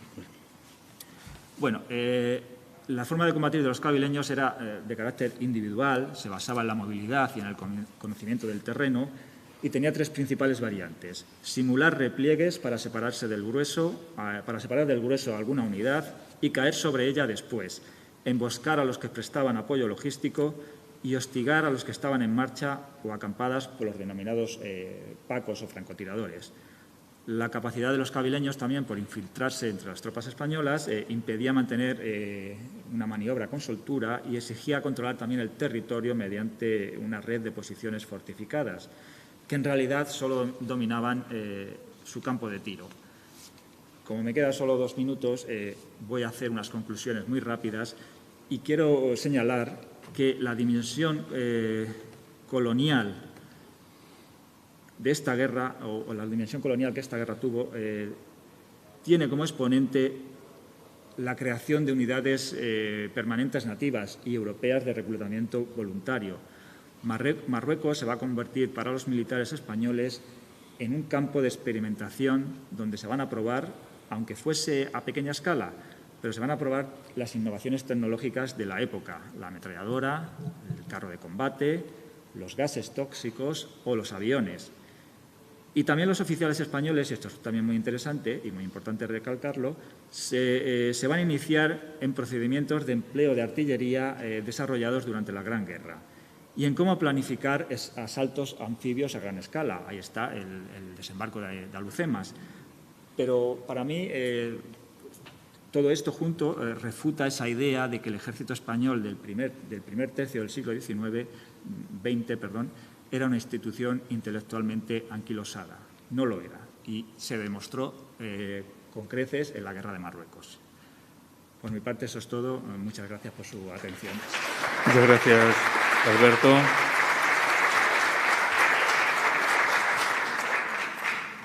Sí. Tiene la palabra el coronel Miguel Penalba Barrios, que nos va a abordar en su comunicación la uniformología en la Guerra del Rif. Cuando quiera. Gracias.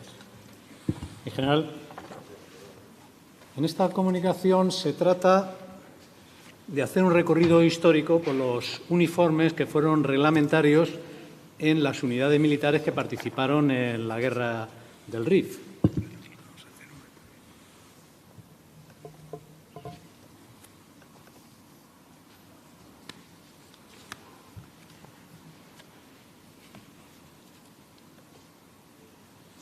Vemos en este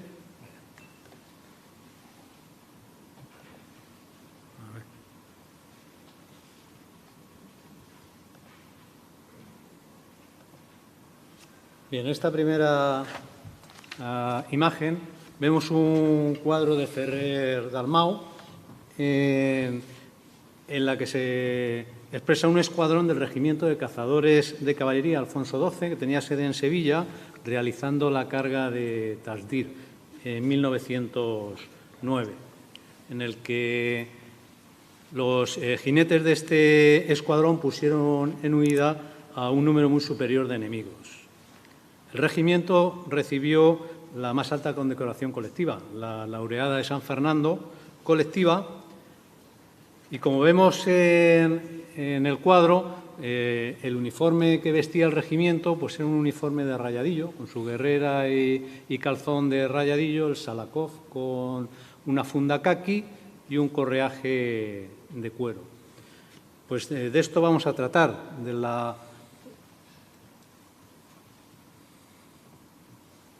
la uniformología militar. ¿Qué es lo que estudia la uniformología? Pues va a estudiar los uniformes que han sido reglamentarios en el Ejército a lo largo de la historia. Pero además de las prendas de uniforme, pues se estudia también las divisas, que nos van a decir las categorías y empleo del personal militar, los emblemas, que nos van a decir su pertenencia a un arma o cuerpo, su especialidad fundamental, a una unidad, los distintivos, nos van a decir las cualidades de cada uno que lo ostenta, cursos, destinos, y las condecoraciones, aquellos premios que ha tenido al valor o mérito.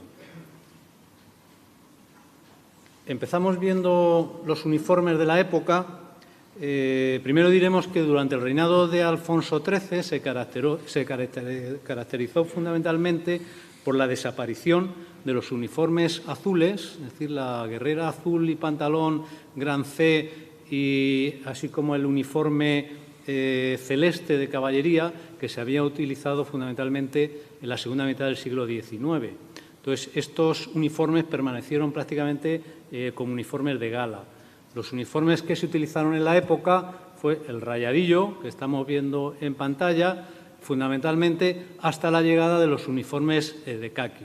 Hubo una evolución de varios intentos de actualización del uniforme caqui hasta que veremos que se consolida en 1926 con el uniforme único caqui que ahora veremos. El uniforme de rayadillo pues es, como estamos viendo, un uniforme con una guerrera y un pantalón de lienzo de algodón o hilo color pajizo con rayas azules y separadas estas rayas unos 8 milímetros. En realidad, las fuerzas que actuaron en la parte norte de Marruecos utilizaron fundamentalmente el rayadillo, pero con las rayas en negro. En 1906, por Real Decreto de 19 de mayo de 1906, se declara reglamentario el primer uniforme caqui, que es el que estamos viendo en pantalla, un uniforme de color caqui claro, que constaba de una guerrera de cuello vuelto y cerrado. Vemos que en el cuello lleva a ambos lados el número del regimiento, los botones están solapados, el pantalón del mismo color y polainas de cuero para los oficiales y de tela para la tropa. En 1910 se va a aprobar otro nuevo uniforme, también de color caqui, es con poca mezcla de verde, más parecido al garbanzo de regulares, que es el que vemos en pantalla, también de cuello alto y cerrado, con los botones solapados, y vemos ahí el Salakov con funda caqui también. Será ya en 1914, por Real Orden de 20 de junio de 1914, se crea este uniforme que vemos ahora en pantalla, que es un uniforme para todas las armas y cuerpos en territorio peninsular, Canarias, Baleares y plazas africanas, para guarnición y maniobras. Este uniforme, como vemos, lleva una guerrera de color caqui verdoso oscuro, también de cuello alto y cerrado, con una hilera de 7 botones. El calzón también de la misma tela, tipo breech para servicio, o también pantalón recto para fuera de servicio, con polainas de cuero avellana para oficiales o de lona caqui para la tropa.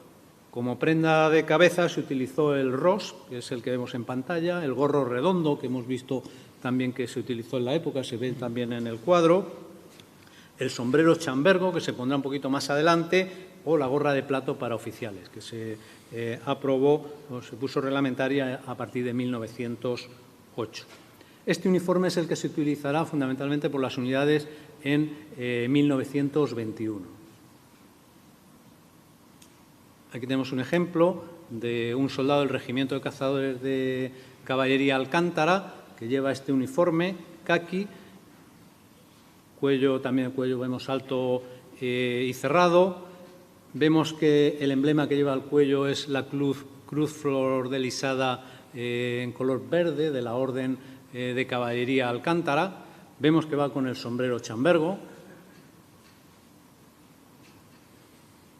Aquí vemos un ejemplo de ingenieros y vemos que estamos en invierno. Era también muy común en invierno sustituir la guerrera de verano caqui por esta guerrera de paño azul, o bien los oficiales, como vemos, con una pelliza también esa pelliza de color azul.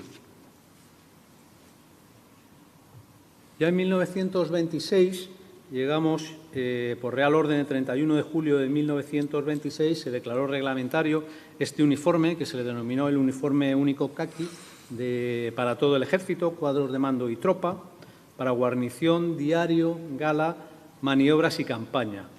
Este uniforme tenía dos modalidades, una de lana caqui para invierno, que iba con vendas, como vemos el soldado del centro o el cabo del centro, o una modalidad de verano, de algodón de verano, que llevaba las polainas incorporadas al pantalón, como vemos el soldado de primera de la derecha. La prenda de cabeza que se utilizó con este uniforme en oficiales, la gorra de plato, que vemos gorra de plato para diario, con las divisas y el emblema correspondiente. También se utilizó el gorro isabelino para acuartelamiento y campaña o el ros para gala. La tropa fundamentalmente utilizó la boina, esa boina que se aprobó con el uniforme del 26, o el sombrero chambergo. La policía indígena, que como ya hemos oído se creó en 1909. El primer uniforme es el que vemos ahí con chilaba de azul con vivos y adornos celestes, llevaba la chechia roja y las babuchas. Posteriormente se utilizó otro uniforme más militar, que es el que está en el centro, con una guerrera y un serual, un pantalón amplio, gris-verde. Y el de los oficiales es el reglamentario peninsular, que va con el uniforme caqui del 14, con esa gorra de plato que tenía la franja celeste. Las fuerzas regulares indígenas, que como ya hemos comentado, se crearon en 1911, pues el primer uniforme, como vemos a la izquierda, el cabo de 1911, llevaba una chaquetilla corta y un amplio serual, el pantalón color garbanzo, con polainas de cuero y faja roja. A partir de 1915 se utiliza ya una guerrera de cuello recto y cerrado, con los botones ocultos, también color garbanzo, con vendas y la faja roja. Los jefes y oficiales llevan el uniforme también garbanzo, pero de color garbanzo, pero de corte peninsular, y como prenda de abrigo, especialmente los de caballería, utilizan un albornoz o sulhan de paño azul celeste en el exterior o blanco en el interior. El tercio de extranjeros, que se creó en 1911, así en la Real Orden de 4 de septiembre, perdón, 1920, la Real Orden de 4 de septiembre de 1920 decía el uniforme del tercio debería ser vistoso, práctico, cómodo y económico. Y las prendas que las componían, pues las vemos en pantalla, una guerrera de color caqui verdoso, con el cuello vuelto y bolsillos, el pantalón en forma de bridge con vendas, como prenda de cabeza la teresiana, y el gorro isabelino con vivos y borla encarnada, el chapiri, calzado de color avellana o botas o alpargatas blancas. Pronto se produjeron algunos cambios en esta uniformidad, vemos el chambergo de lona caqui o la camisa legionaria de color verde claro. También se utilizó el correaje de lona, modelo inglés, que es el que vemos en el centro.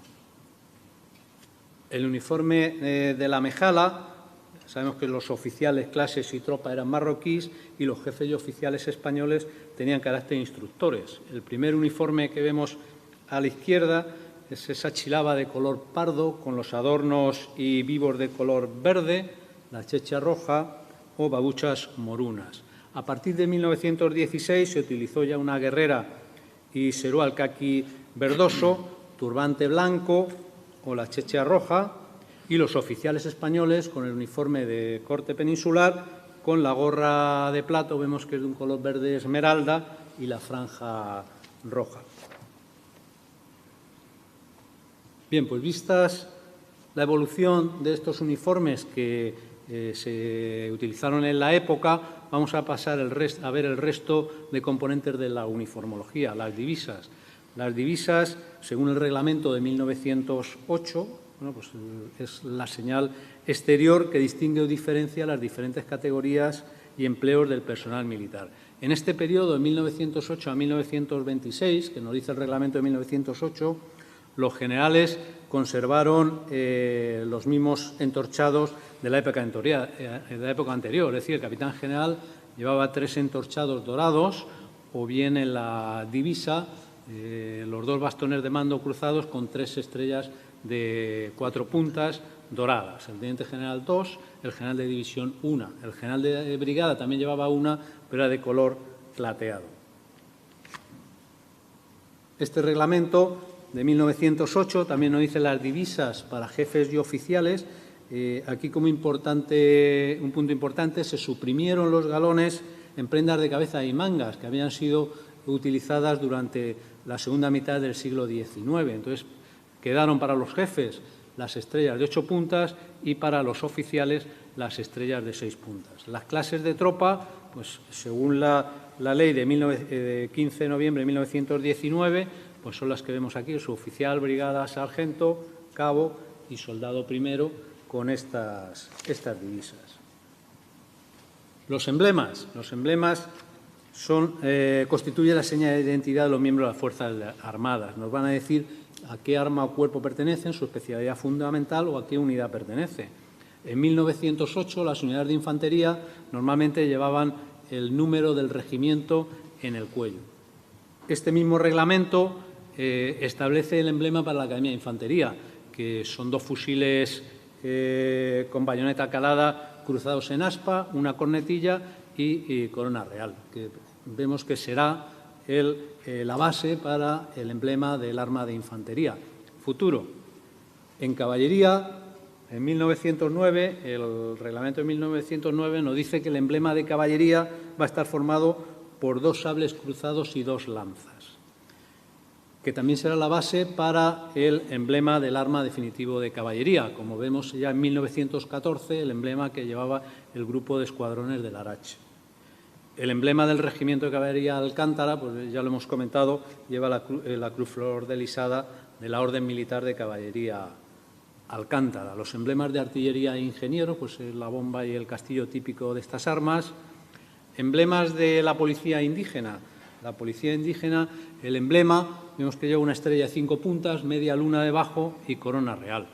Los de las fuerzas regulares, pues 2 fusiles cruzados o 2 lanzas, según eran de infantería o caballería, y una media luna con el número del grupo y la corona real. El tercio utiliza como emblema las armas de los viejos tercios, la pica, el arcabuz y la ballesta con la corona real.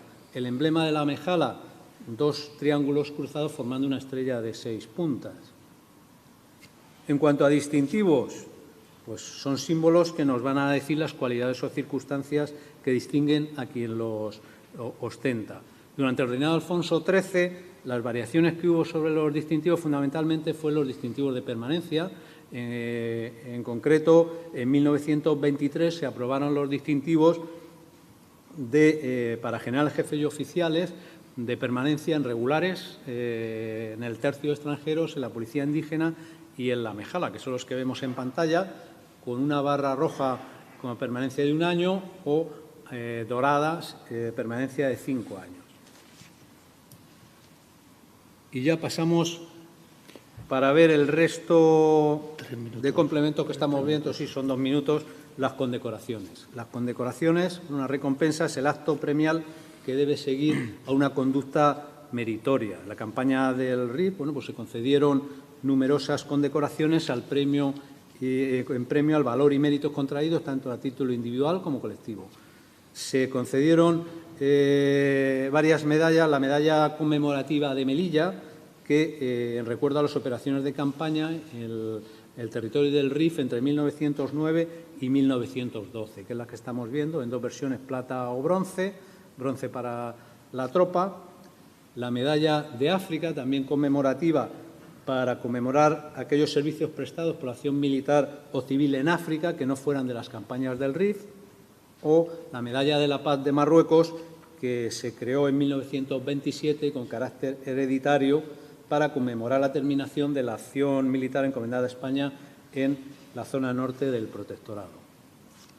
La Cruz Laureada de San Fernando, bueno, la Laureada de San Fernando se instituyó en las Cortes de Cádiz en 1811 y fue refrendada por Fernando VII en 1814. Inicialmente se creó en 5 categorías para premiar el valor heroico y el valor muy distinguido.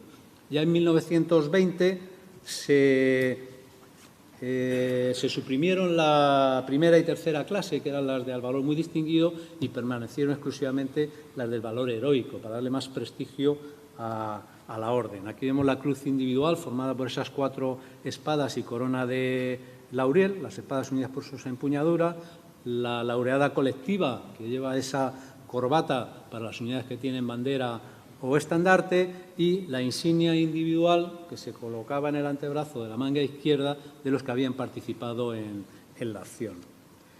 Destacar en este caso, pues en 1923, el teniente coronel Fernando Primo de Rivera, del Regimiento de Caballería de Alcántara, se le concedió la Cruz Laureada de San Fernando por la protección que se hizo a esa evacuación y retirada de la zona de Anual. Por estos mismos hechos, el Consejo de Ministros, en junio de 2012, concedió la laureada colectiva al regimiento.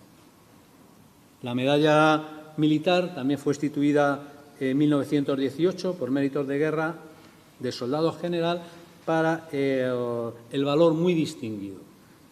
Veremos que la medalla militar se ha incluido por Real Decreto 899/2001, que es el reglamento actual de la Real y Militar Orden de San Fernando, pues la medalla militar se ha incluido en la Orden de San Fernando.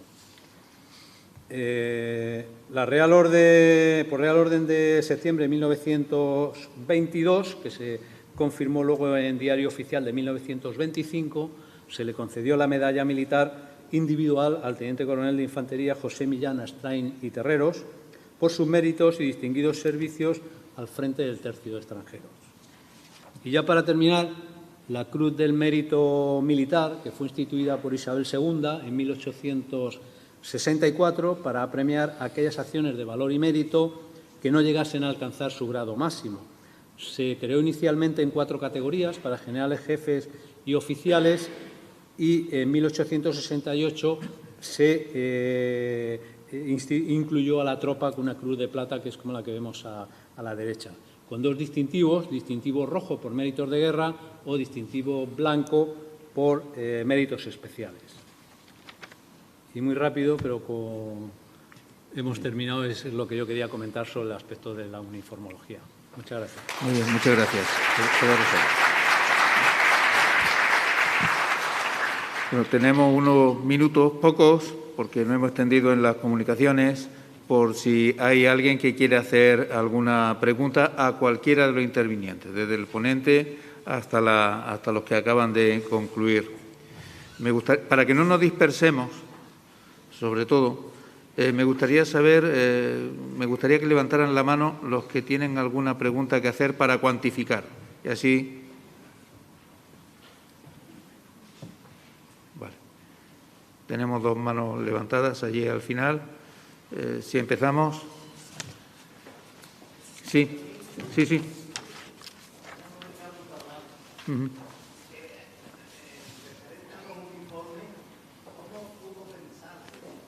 Y lo estamos viendo en el cuadro, que en esas condiciones de terreno y con esos kilómetros que tenían que recorrer pudieran operar con esa alpargata.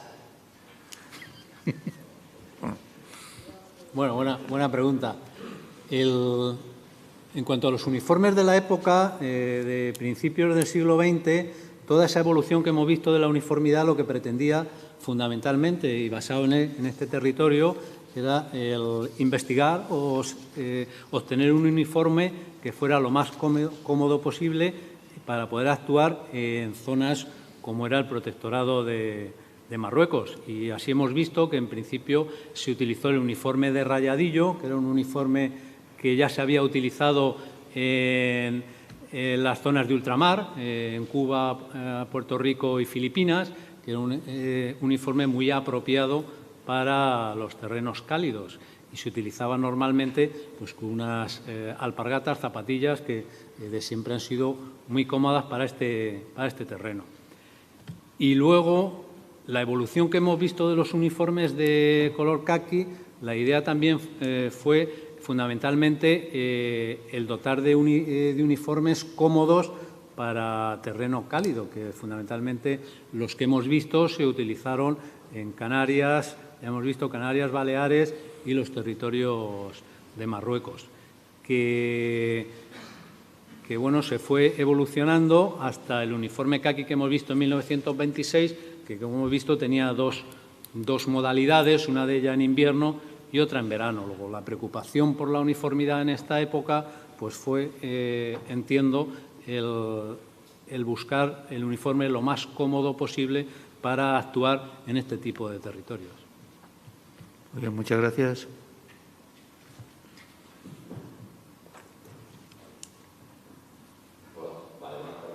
En primer lugar, gracias por la jornada. Me gusta la política general del mundo, porque en opinión todas las personas que han participado. Pero en concreto la dirijo al doctor Eloy Martín y al doctor Alberto Borrero. Y bueno, con respecto al título de la jornada, lo que se llama la jornada de la guerra del Rif, 100 años. Y la cuestión que me surge al estar estudiando este tema actualmente, son muchos los estudios que marcan, parece que no hay un consenso claro sobre el inicio de esta guerra. Entonces, mi cuestión es, ¿100 años exactamente desde qué? Porque ahora mismo estamos en 2021, entiendo que son 100 años desde 1921 con el desastre de Almohad. Pero son muchos los estudios, por lo que yo tengo entendido, por lo que estoy viendo, que marcan esta guerra al inicio en 1909, con la Segunda Guerra Mundial. Entonces, la pregunta mía es para salir un poco de la duda si existe algún consenso que marque el inicio de esta guerra, como lo existe, por ejemplo, la Segunda Guerra Mundial, etc. O si las ambas teorías están bien aceptadas, no tiene un consenso claro. Gracias. ¿Era una sola pregunta? Sí, a ambos. La pregunta es, ¿hay un consenso claro sobre el inicio, la fecha de inicio de la guerra del Rif, 1909 o 1921? Gracias. ¿Los interpelados se han citado? Doctor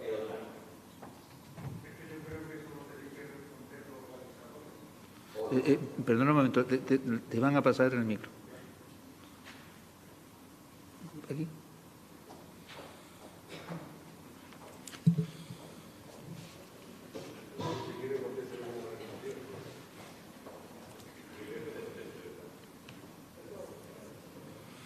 Bien, esa pregunta en realidad quien la debe responder son los organizadores. Desde mi punto de vista, yo lo que he pensado es que la guerra de Marruecos comienza en 1929 con el imperio marroquí, no con una parte de Marruecos, y finaliza en 1927. Para mí hay una unidad. Ahora, eso sí, no puede dedicarse solamente a lo que son las guerras de Rif, pero el problema es cuáles son las guerras de Rif. 1909-1927 o 1909 cortamos y continuamos después 1911-12, cortamos y comenzamos 1919-20. Es mejor hablar de las guerras Muy bien, gracias. Leandro, que ha sido coordinador. Y luego, si le parece, sí, vale, o cualquiera de los dos, ¿no? El micro a Leandro Álvarez Rey, aquí.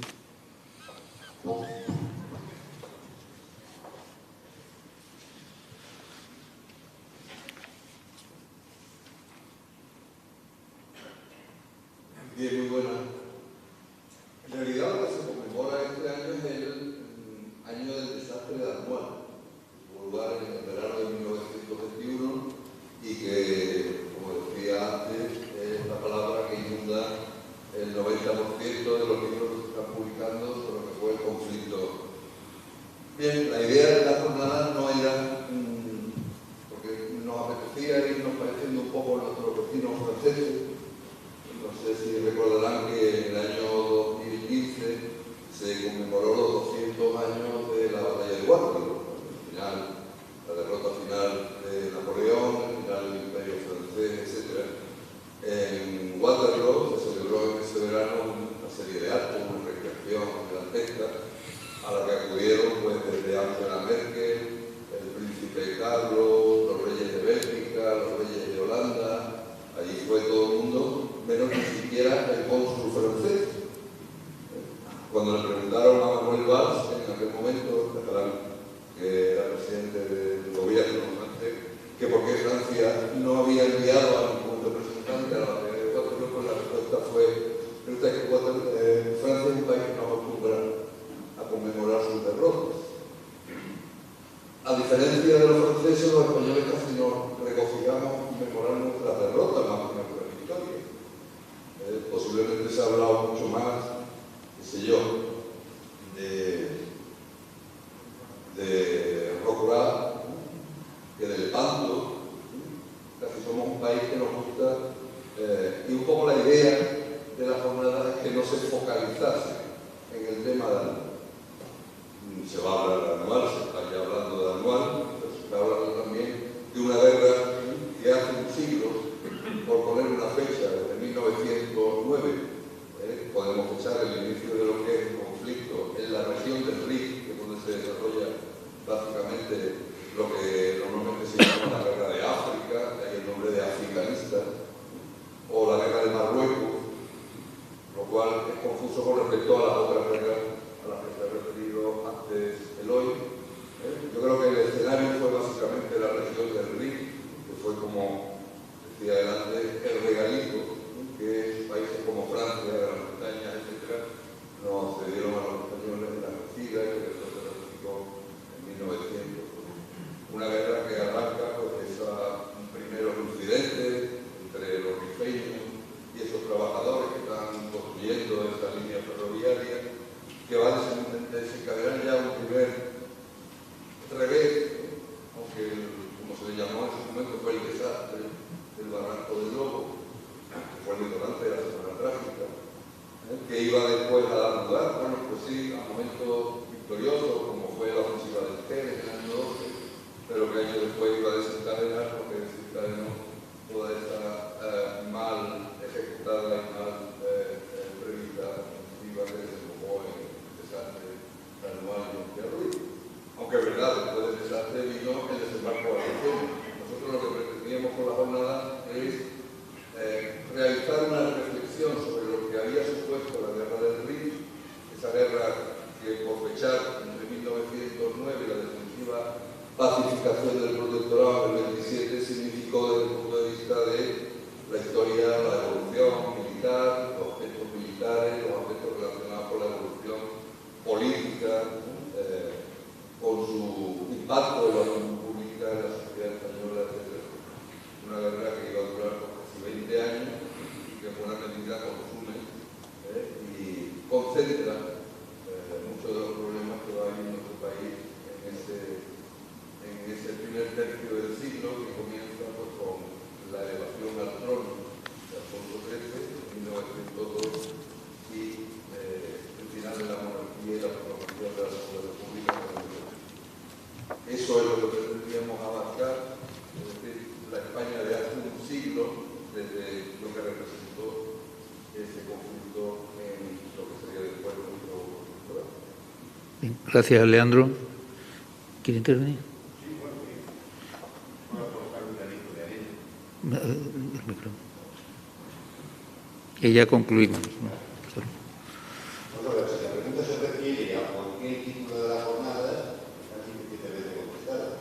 Si se refiere concretamente a la guerra de África, porque para las guerras siempre se puede poner una fecha u otra, más cercana, más conocida, la Segunda Guerra Mundial.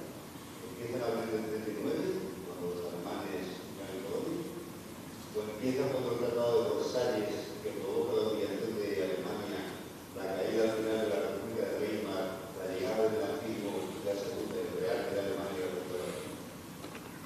O empieza cuando los alemanes quieren la primera realidad, cuando los alemanes quieren construir el ferrocarril hasta la India como alternativa al paso del Mar Rojo, por los ingleses de Víctor, y no se lo permiten. La guerra esta concretamente de África, la guerra de Abril, porque hay varias guerras de África, las guerras en África, claro, hay que ponerse de la fecha, porque es muy confusa la denominación. Entonces, esta guerra puede empezar casi cuando quiera. Sí es cierto que hay unas cartas del padre de Acelcrin, que era el jefe de la cabina de los reyes de guerra, prohibiéndole, a cierto punto prohibiendo, amenazando más bien a los españoles, de que no cruzaran la línea del Caire. El cruce de la línea del Caire, como he explicado con mis compañeros Romero, provocó por unos medidores de terreno que estaban mayor levantando el plano, provocó ya una guerra. Pero el Caire, si este no sobrepasa, más que sobradamente, y no hay guerra. Pues claro, ¿quién declara guerra? ¿Cabila? Porque no había un reino de fe, un imperio, incluso de ejército. En realidad, la primera acción de guerra que hay es Abraham, y la segunda Yemen. Y a partir de eso, claro, ya estamos en el verano del 21. Usted empezó en marzo del 20. ¿Cuándo ponerle la fecha de inicio de la guerra? Es francamente difícil. Normalmente se coge una fecha relevante, en la que se pone como fecha de inicio de la guerra, un acuerdo más o menos mayoritario de los espectadores. Es muy difícil ponerlo, porque no suele ser un hecho concreto, siempre hay cosas concretas. No sé si habremos buscado. Muy bien, muchas gracias. Le dejamos el micro al general Salón para que puede ya concluir incluso la jornada, porque ya llevamos 3 horas y media esta tarde densamente. Cuando quiera, por favor. Me quedo un poco con ganas de seguir preguntando, pero el horario también es perfecto. Yo quiero actualizar lo que he dicho, pero Leandro también lo ha dicho perfectamente. Me quedo con la medalla de la paz de Marruecos, que ha dicho el profesor Nacional de la paz de Marruecos de 1909 a 1927. Exacto. Realmente, en este conjunto estamos hablando de una campaña que abarca muchísimo tiempo, pero hemos cumplido el punto de inflexión de 1921 del desastre de Amor, porque fue un punto de inflexión el doctor Guerrero lo ha hecho también muy bien. De pronto un ejército que estaba huyendo o destrozado, en semana pasa la ofensiva y desarrolla las técnicas de procedimiento que nos deja sorprendido a todos. Surge la logística, surge el arma de agresión, surge el arma forzada. Estamos hablando de que pasamos los ojos del libro y pasamos un ejército derrotado y lógicamente ajeno a las tácticas, o no hacer el trato ofensivo y nos devora a todos. Quizá por eso fue la fecha y creo que hay jornada y hay debates. Así que mañana a partir de las 10, ¿no? Perfectamente, muy bien, muchas gracias.